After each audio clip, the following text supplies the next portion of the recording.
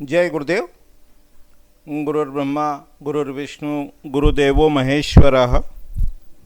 गुरुः साक्षात् परम ब्रह्म तस्मै श्री गुरुवे नमः। अर्चनी वंदनी प्रातः स्मरणी परम पूजनी गुरुदेव के चरणों में बारंबार वंदन कर आरंभ करते हैं।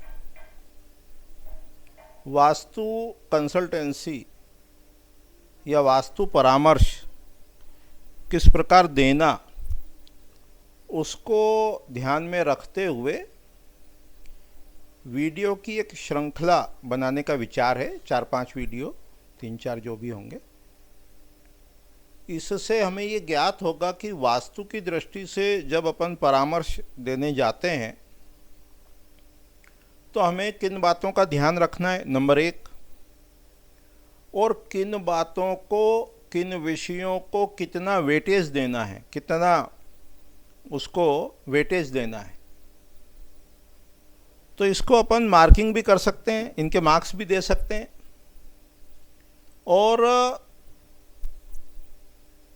ओवरऑल अपन जब ये देखें कि 60%, 70%, 80% वो ठीक है, शुभ है, तो अपन कह सकते हैं कि ये जो वास्तु है ये शुभ है। ये विषय पहले भी कई बार अलग अलग तरीके से उठाया गया। चूक या भूल कहाँ हो जाती है कि एक तो हम ये समझते हैं कि प्लानिंग यानी वास्तु, जबकि ऐसा नहीं है। प्लानिंग उसका एक भाग है। तो किन किन बातों को कितना वेटेज देना, उसको ध्यान में रखते हुए अपने को परामर्श करना चाहिए या देना चाहिए। इसको सेग्रीगेट कह लो, बाइफरकेट कह लो, या आप अलग से कर लेना। अभी जैसे जैसे विचार आते गए हैं वैसे वैसे अपन ने ये विषय डाल दिया। तो सबसे पहले ज्योतिष को लिया है कि अपने को ये मालूम होना चाहिए कि उस व्यक्ति का जन्म कहाँ हुआ, कब हुआ, उसका वर्ष, मंथ, डेट, समय, स्थान। उसके आधार पर अपन कंप्यूटर में, सॉफ्टवेयर में फीड करके ये पता लगाएं कि अभी महादशा किस ग्रह की चल रही है और षडबल क्या है। ये अपन पहले देख चुके हैं। चाहे किसी सॉफ्टवेयर में डालें, आपको नाम ना पता हो तो जगन्नाथ होरा, अभी यहाँ नाम लिख देते हैं। सॉफ्टवेयर का नाम है जगन्नाथ होरा। पहले अलग से वीडियो अपन उसका बना चुके हैं। जगन्नाथ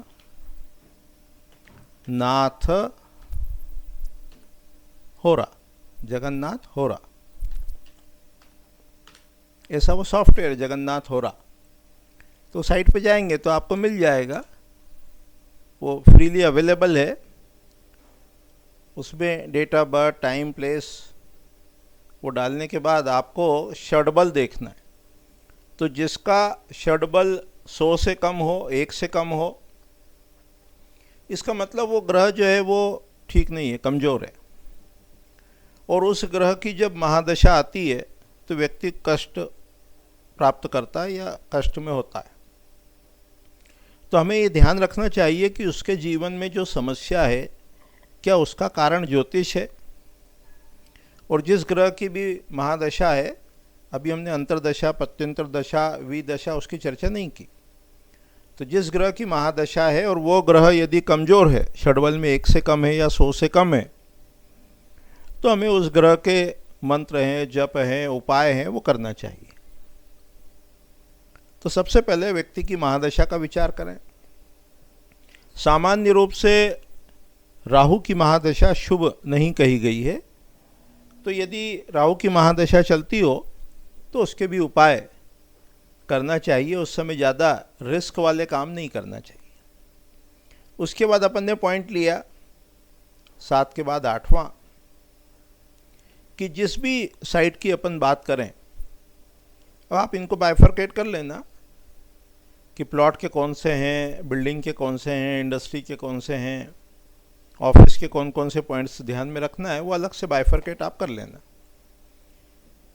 तो पहला कहा कि जो प्लॉट है उसका अप्रोच क्या है, वो शहर से कितनी पास है, कितना दूर है। अब जैसे रिटायर्ड पर्सन है तब तो ठीक है, लेकिन यदि उनके बच्चे ट्यूशन जाते हैं, 6ठी 7वीं 8वीं 9वीं में हैं, तो आवागमन के साधन अवेलेबल हैं कि नहीं हैं, ट्यूशन आने जाने में कोई सुविधा असुविधा तो नहीं होती है। तो वो सब बातों को ध्यान में रख के प्लॉट की लोकेशन, पहुंचने के साधन, शहर से दूर है, पास है, सेफ है, सिक्योर्ड है, नहीं है, क्या पूरी कॉलोनी जो है वो सिक्योरिटी गार्ड यानी वहाँ प्रॉपर एंट्री वगैरह होती है या नहीं होती है, ये सबसे पहले देखना चाहिए साइट सिलेक्शन करते समय। उसके बाद कहा कि देखो प्लॉट का शेप क्या है, प्लॉट का आकार क्या है, कॉलोनी का आकार क्या है। यदि साइट सिलेक्शन करते हो तो कॉलोनी का आकार यदि शुभ होगा तो उसमें निवास करने वाले सभी व्यक्ति सुखी होंगे।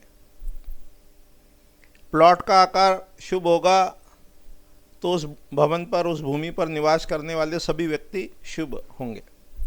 प्लॉट के आकार के और उनकी कैरेक्टरिस्टिक्स का डिटेल्ड डिस्क्रिप्शन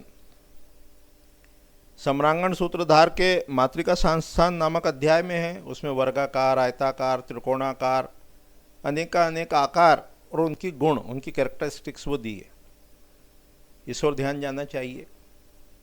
उसके बाद प्लॉट का फेसिंग या ओरिएंटेशन, वो मुख्य दिशा में हो, ये प्रेफर करना चाहिए, चाहे वो ईस्ट हो, नॉर्थ हो, साउथ हो, वेस्ट हो, लेकिन एज फार एज पॉसिबल वो तिरछी नहीं होना चाहिए, डायरेक्शन जो है वो तिरछी नहीं होना चाहिए। ये साइट सिलेक्शन की बात अपन कर रहे हैं। तो जहाँ तक संभव हो उसका जो ओरिएंटेशन है वो मुख्य दिशा में हो, उसका जो स्लोप है, झुकाव है, वो रोड की तरफ। प्लॉट पर जाकर अपने को अच्छा लगा, मनोरम लगा और आधा घंटा यदि रुके हैं और अच्छा फीलिंग, वाइब्रेशंस अच्छे आ रहे हैं, इसका मतलब ओवरऑल वो प्लॉट वो जो है वो शुभ है।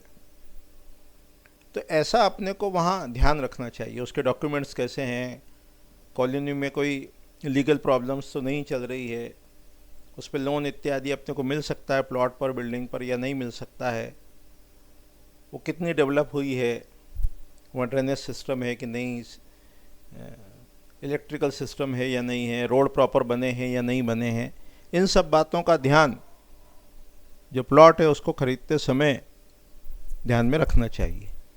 तो ऐसा अपन इंस्टॉलमेंट में 5-5, 7-7, 10-10 मिनट के वीडियो बना के ये देखेंगे कि कंसल्टेंसी कैसे करना, वास्तु परामर्श कैसे देना। केवल वो प्लेसमेंट वास्तु नहीं है, इन सब की आप मार्किंग कर सकते हैं। मान लो अभी अपन ने ये पॉइंट निकाले हैं, करीब 50, 60, 70 कितने हो गए, 94, 95, तो इनकी आप मार्क कर सकते हो कि इनका वेटेज दे सकते हो कि मान लो 100 नंबर का पेपर है तो आपने उसको उस हिसाब से वेटेज दे दिया, और फिर एग्रीगेट देखना चाहिए कि कितने मार्क्स उसको मिले।